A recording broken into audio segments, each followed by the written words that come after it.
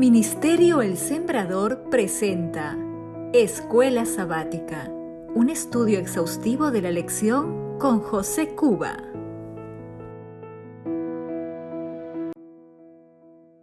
Buen día amigos y hermanos, bienvenidos a Escuela Sabática. Iniciamos una nueva semana de estudio. Para esta semana nos toca la lección número 7. En esta ocasión haremos el estudio de toda la semana en un solo tema. El título de la lección es Lealtad Suprema, Adoración en medio de la guerra. Partiendo del título de la lección, es importante recordar que ser leal a Dios en todo tiempo es algo esencial, no solamente cuando las circunstancias no son favorables, sino también cuando las circunstancias no son adversas y parece hasta imposible seguir adorando a Dios. El versículo de memoria se encuentra en Mateo 6:33, que dice: busquen primeramente el reino de Dios y su justicia, y todas estas cosas les serán añadidas. El Señor, a través de esta escritura, lo que nos está enseñando es que debemos aprender a priorizar las cosas. Él desea que lo primero en nuestra vida sean las cosas espirituales. Si hacemos de las cosas espirituales lo primero en nuestra vida y lo material sigue este orden, podremos descubrir el verdadero sentido y propósito en la vida. Hay muchas personas que les cuesta comprender esto. A algunos les resulta difícil dar ese paso de fe. Pero si confiamos en el Señor y damos ese paso de fe, aprenderemos por experiencia propia lo que significa buscar el reino de los cielos y experimentar por añadidura todas las cosas que el Señor sabe que necesitamos. El día domingo, el título de nuestra lección es El pacto en primer lugar. Y la lección nos invita a ir al libro de Josué, capítulo 5, versículos 1 al 7. Y dice así: cuando los reyes de los amorreos, que estaban al otro lado del Jordán, al occidente, y todos los reyes de los cananeos, que estaban cerca del mar, oyeron cómo Jehová había secado las aguas del Jordán delante de los hijos de Israel, hasta que hubieron pasado, desfalleció su corazón y no hubo más aliento en ellos delante de los hijos de Israel. En aquel tiempo Jehová dijo a Josué: hazte cuchillos afilados y vuelve a circuncidar la segunda vez a los hijos de Israel. Y Josué se hizo cuchillos afilados y circuncidó a los hijos de Israel en el collado de Aralot.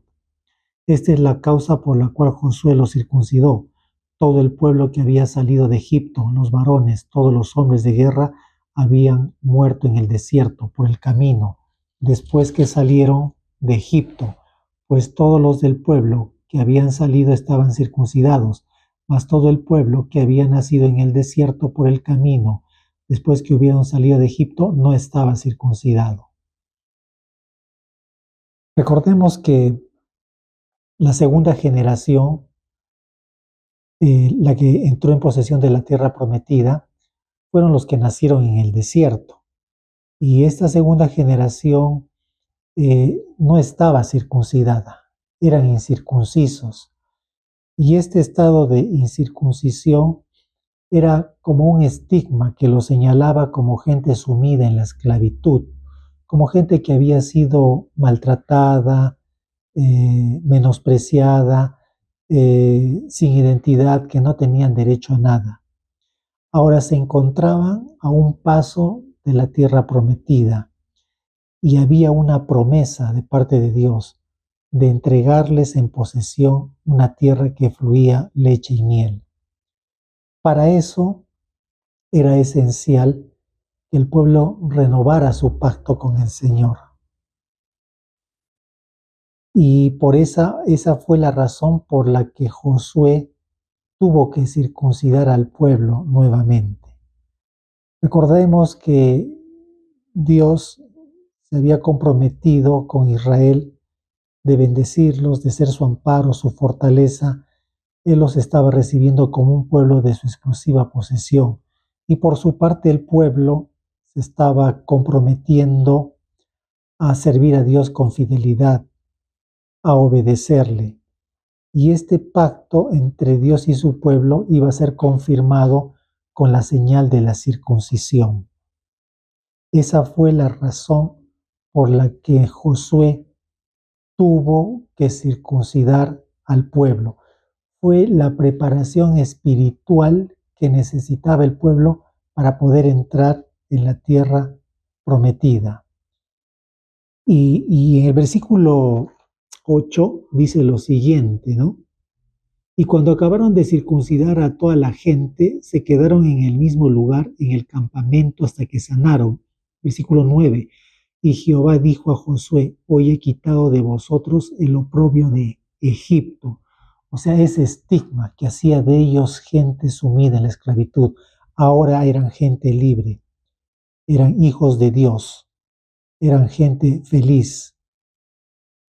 Esta fue la razón por la que Josué tuvo que circuncidar al pueblo. Fue una preparación espiritual para poder entrar en la tierra prometida. Bien, la lección para hoy día lunes 10 lleva por título La Pascua. La lección nos invita a que leamos Josué capítulo 5, versículo 10, Éxodo capítulo 12, versículo 6, Levítico capítulo 23, versículo 5, Números capítulo 28, versículo 16 y Deuteronomio 16, versículos 4 al 6. Yo leeré Josué capítulo 5, versículo 10. Dice así: y los hijos de Israel acamparon en Gilgal y celebraron la Pascua a los 14 días del mes por la tarde en los llanos de Jericó. Después de haber leído los versículos, es esencial que podamos responder la pregunta que la lección nos presenta.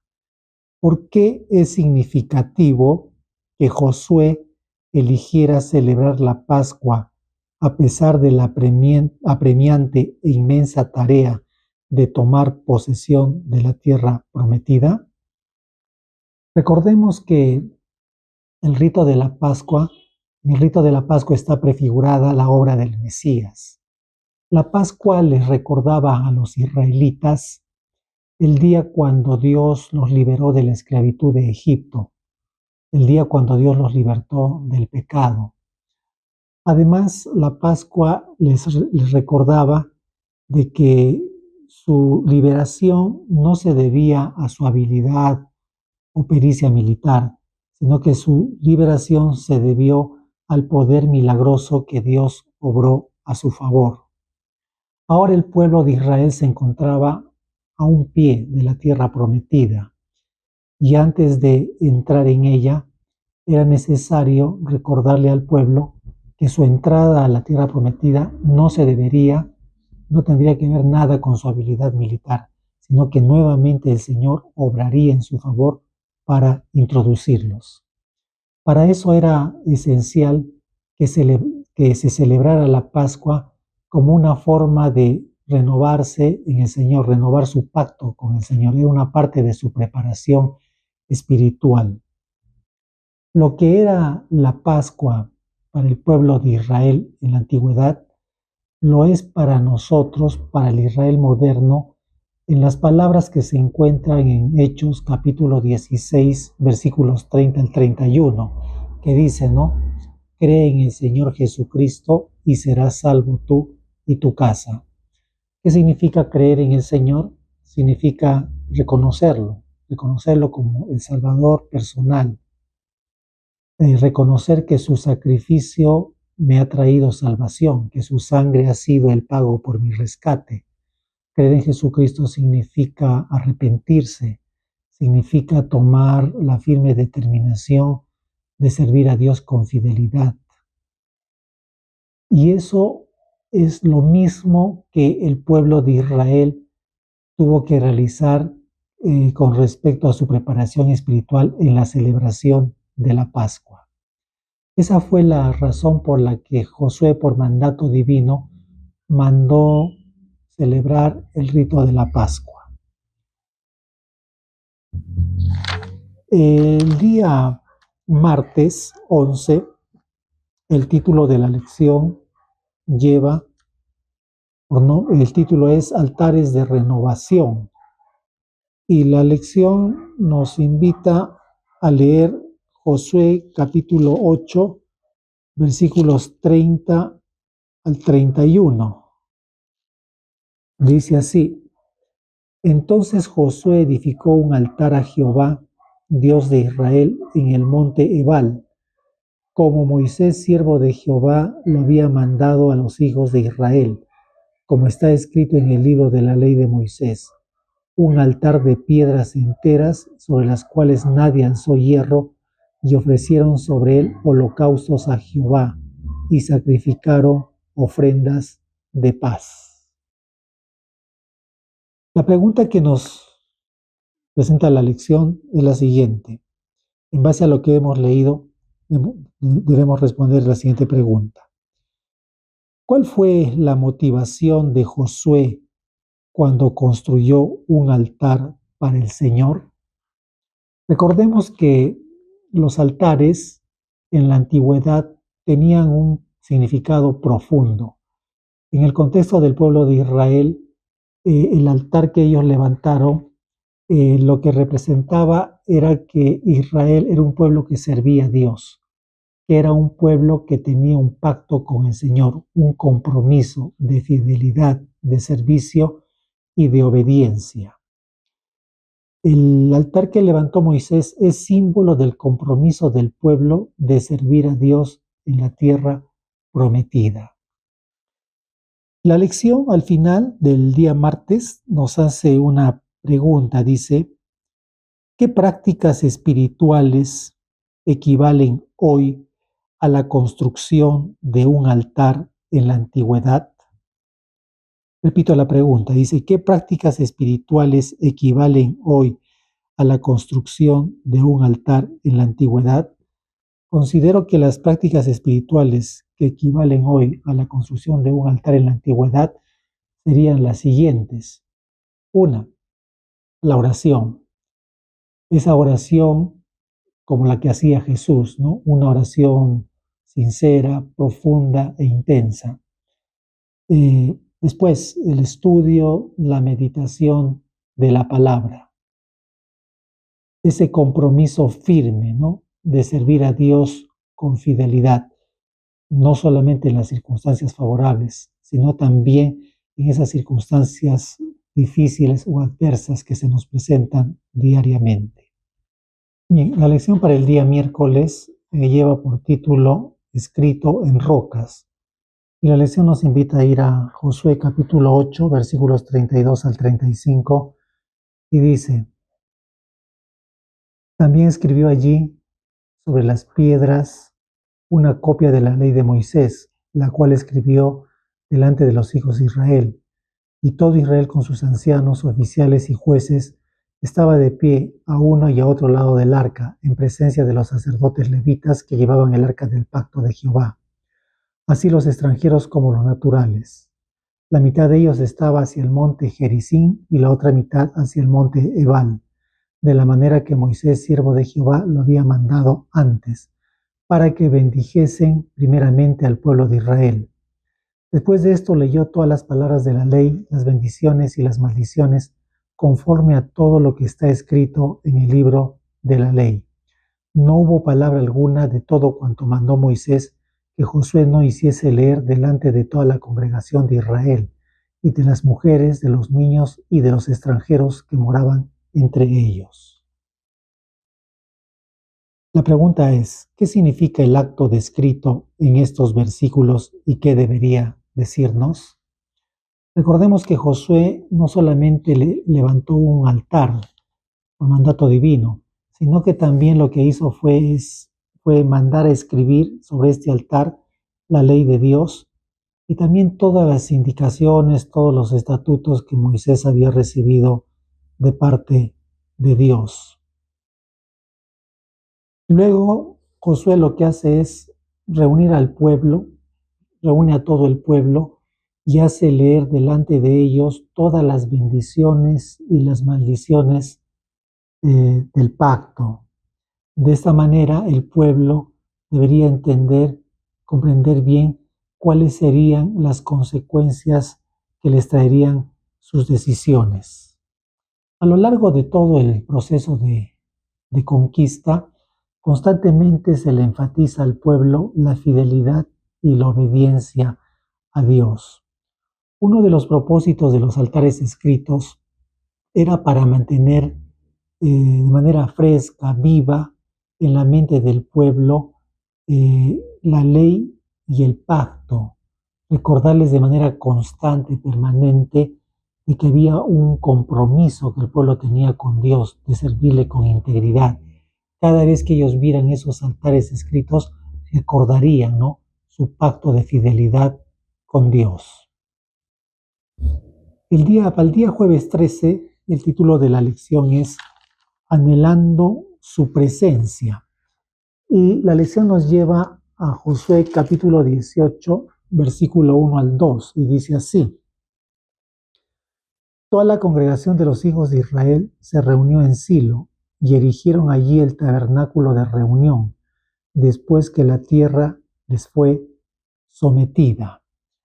La pregunta que nos hace la lección es: ¿cuál fue la actividad por la que Josué interrumpió el proceso de adjudicación de la tierra? Estaban en todo ese proceso, ¿no?, de repartir la tierra a los israelitas, pero de pronto esa actividad se detuvo y se dio paso a levantar el tabernáculo de Dios. Y esto muestra el deseo, el anhelo que tenía el pueblo, ¿no?, de responder al deseo de Dios de querer morar en medio de ellos. Para Israel, tener el tabernáculo en medio de ellos era una garantía de la presencia divina, de que Dios los acompañaría, los bendeciría, los instruiría y los guiaría. Ahora, para la iglesia de hoy, dice que Cristo y el santuario sería la garantía de la presencia de Dios para nosotros hoy.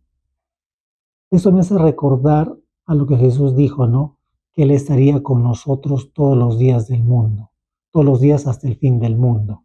Y esto se hace realidad desde el lugar donde Cristo se encuentra en este momento, ¿no?, en el santuario, intercediendo a favor de su pueblo. Desde allí el Señor le imparte a su pueblo esa gracia, ese poder que necesita para vivir de acuerdo a su voluntad. Dice, para la iglesia de hoy, la obra de Cristo y el santuario nos permiten esperar con fe el cumplimiento de la promesa de que Dios morará con su pueblo esta vez y para siempre. Bien, para hoy viernes 14 nos toca para estudiar y meditar. Y este día nos presenta preguntas para dialogar. Hay una pregunta que nos dice: ¿qué significa para ti buscar primeramente el reino de Dios? ¿Cómo configura ese principio tu vida cotidiana?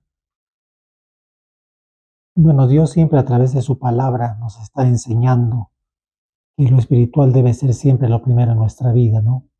Jesús fue muy claro cuando dijo: buscad el reino de los cielos y todo lo demás vendrá por añadidura. Jesús con esas palabras lo que nos está diciendo es que debemos aprender a priorizar, ¿no? Que lo primero en nuestra vida debe ser las cosas espirituales y que todo lo material debe viajar o ir en ese orden, para que de esa manera podamos experimentar, encontrar el verdadero sentido y propósito en nuestra vida. Hay una segunda pregunta que nos dice: analiza tu respuesta a la pregunta final del miércoles. ¿Cuán fácil es olvidar al Señor en medio del ajetreo diario de la vida? Comenta en clase por qué es tan fácil hacerlo. ¿Qué soluciones existen para este problema? El ser humano, ¿no?, es proclive a olvidar las cosas, sobre todo aquellas cosas que tienen que ver con su vida y con su bienestar espiritual, ¿no? El ser humano tiende a olvidarse esos momentos de comunión con el Señor. Y esto no es bueno porque no nos hace bien a nuestra vida espiritual. nos aleja y nos enfría del Señor, nos enfría, ¿no?, en las cosas del Señor. ¿Para qué soluciones existen para este problema? Creo que una de las soluciones podría ser, ¿no?, reflexionar, ¿no? Reflexionar y tratar de entender, comprender, ¿no?, que lo espiritual es más importante que las cosas materiales, ¿no? Con eso no estoy diciendo que lo material no sea importante, ¿no?, sino que lo espiritual es lo más importante. Y debemos esforzarnos con la ayuda de Dios por dar el primer lugar a las cosas del Señor, ¿no? Aprender a confiar en Él con mucha oración. Creo que esto nos podría ayudar a no olvidar las cosas que tienen que ver con nuestro bienestar presente y eterno.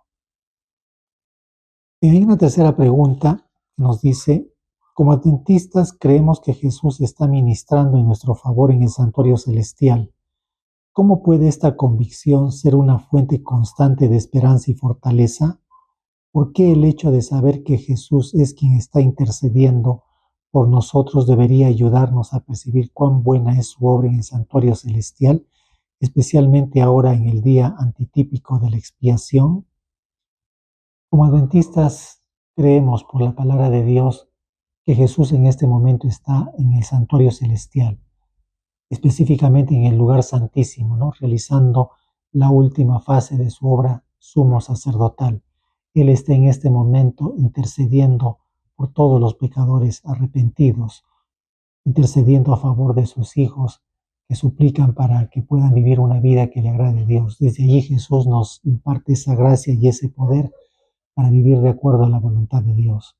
Recordar también, ¿no?, que la obra de Cristo en el santuario celestial tiene que ver con una obra especial, ¿no?, donde la vida y los caracteres de los seres humanos están pasando delante de Él para ser revisados.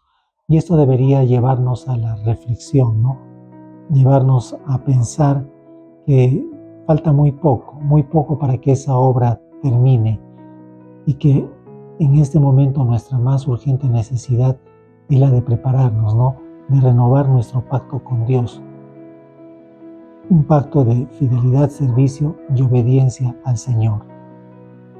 Esta lección de esta semana ha estado muy interesante, nos ha traído puntos muy espirituales para nuestra vida y es esencial que los atesoremos en nuestros corazones y los pongamos por obra. Recordemos que es esencial renovar nuestro pacto de fidelidad con Dios. Te deseo que pases un lindo día. Nos volvemos a encontrar la próxima semana.